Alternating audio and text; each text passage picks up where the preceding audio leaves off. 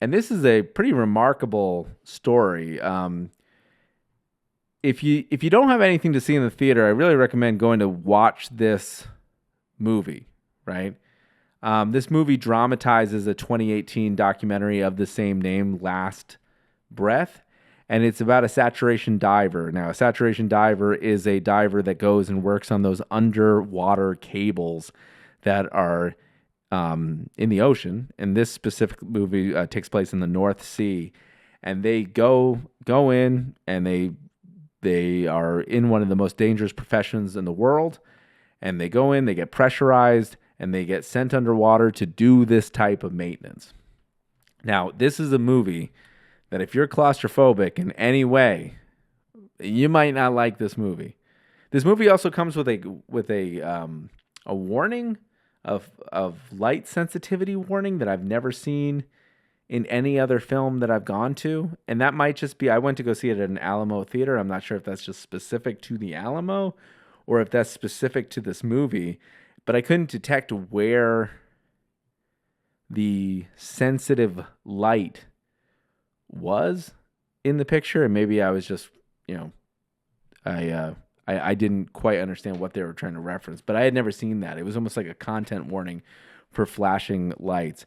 But this story kind of takes you through the worst day of Chris Lemon's life when he was diving. There was a big swell, kind of knocked the stabilization system of the boat off course, and it left him stranded. And then to make things worse, as the boat was drifting, his umbilical cord, the cables that are giving him communications and power, cut off, got snagged, and left him with about 8 minutes to live. Now, Chris Lemons lives. That's not a spoiler. It's a true story, so I should make everybody aware of that.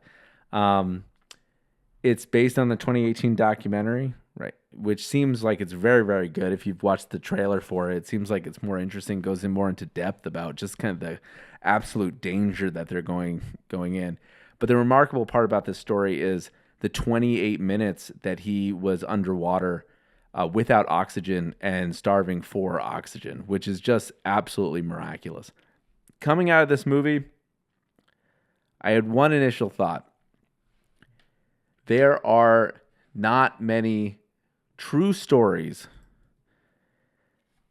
that really resolve in a happy ending. I recently got to see a movie called September 5, right, which was about the 1972 Olympics in Munich, about the hostages there, that situation that happened 50 years ago, and how ABC News dramatized how they covered it, how they covered the event, and the movie dramatized ABC News and their struggle to figure out how to cover this event and what was appropriate for live TV, what was not, how to get in there, how to get closer to the action, essentially a war zone in Olympic Village there. And in that story, the story does not have a happy ending. It's a terrible, horrible story, but they did a good job keeping the tension in the newsroom so that you could feel the pressure that's mounting. You can feel the anxiety that's mounting with each of the characters, and they really make it clear, and you are a fly on the wall in that experience. Same thing happens here, right? The story is much less about what's happening to Chris Lemons underwater and the miracle that's happening to him, where he's just able to survive that, being at that depth, being without oxygen. Amazing.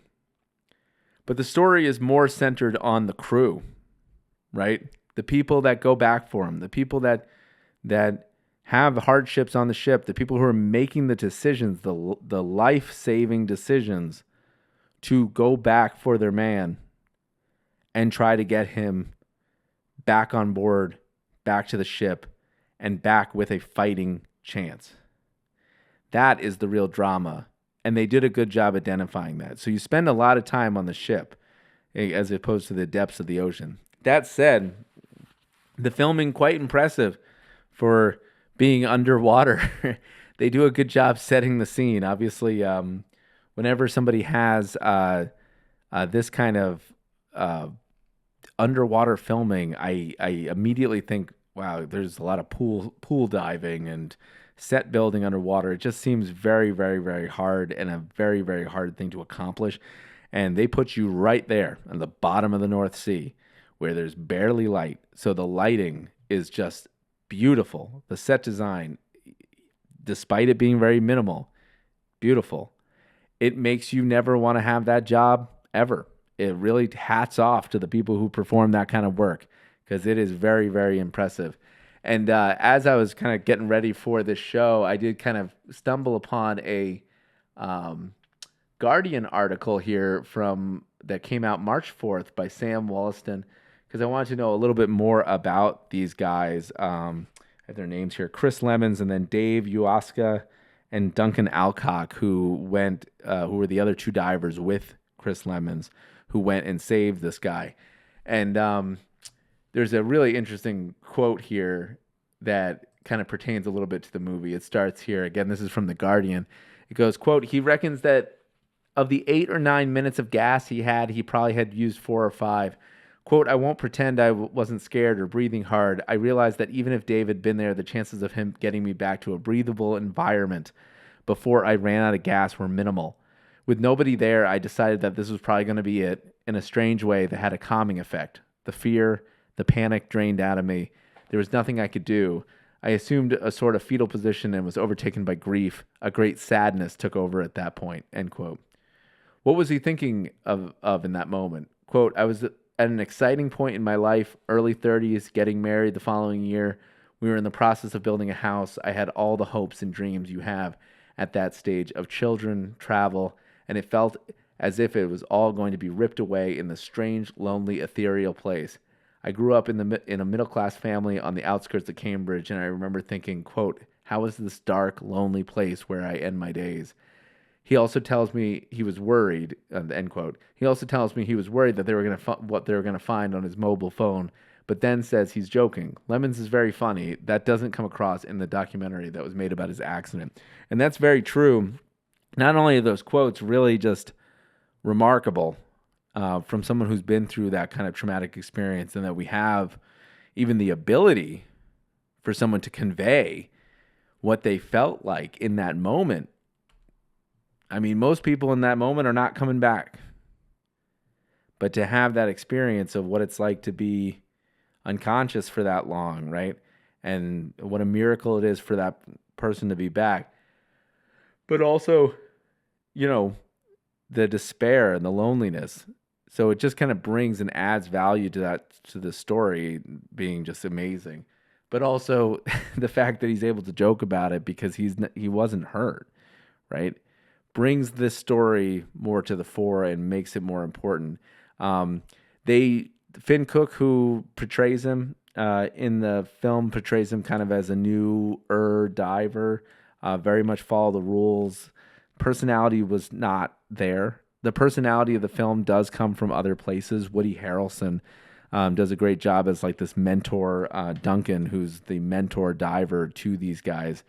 That's where you're going to get a lot of your personality from, his interaction with the crew, right? This diver who is at the end of his career, and he's very, very, very comfortable with doing this over and over and over again and trying to show these new guys the ropes. So that's where you're going to get your kind of comic relief, right? Go see this movie. It's a thriller. It has an insanely long intro. If we're going to talk a little bit about negatives, it takes a while to get going. It kind of starts off, dare I say, kind of a little bit like a Hallmark movie where you have a lot of drone shots. You have a lot of, shout outs to the real people doing this job. But it kind of takes a while. They kind of establish a love story of what's happening. They introduce the main characters in a very slow, methodical way until it finally gets you into the action when they start to kind of dive, and then it starts rolling. But it does have a slow start. it makes me want to go back and watch that 2018 documentary, also called Last Breath, because I think it kind of goes more into detail. But the movie itself, once it does finally decide to begin, because it has about 4 beginnings in this movie, it does a really good job of keeping you on the edge of your seat. It reminds me of that movie with James Franco, who had his arm caught in the cliff. I can't remember what that movie was called, but it keeps you on the edge of your seat, and keeps you invested in the moment. And the best part about this movie, it does not overstay its welcome. It is an hour and 33 minutes, which is a refreshingly short movie. And I say this after recently watching Age of Ultron, and I think I literally saw myself age when I got up and went to the bathroom, and I had a white beard. It was so long. To have a movie, a feature film, really be edited down is a great feeling. They talked about this on the Oscars. The Brutalist, 3 hours and 30 minutes. You got to be kidding me. I have a life to get back to. So very nice to see brevity in a feature film. It is not used as much as it should be. So glad to see it. It was a good movie. It's not going to blow your socks off. It's not going to be the most riveting thing that you're going to see, but it still keeps you on the edge of your toes, and it deserves a second look. If you haven't seen any, or if you need something to see in the theaters, go see this movie, Last Breath. And let me just give you a quick, let's see. Last Breath. That's Last Breath, starring Woody Harrelson, Finn Cole, and Simu Liu, who was also in The Legend of the Ten Rings, right? And directed by Alex Parkinson, in theaters as of February 28th.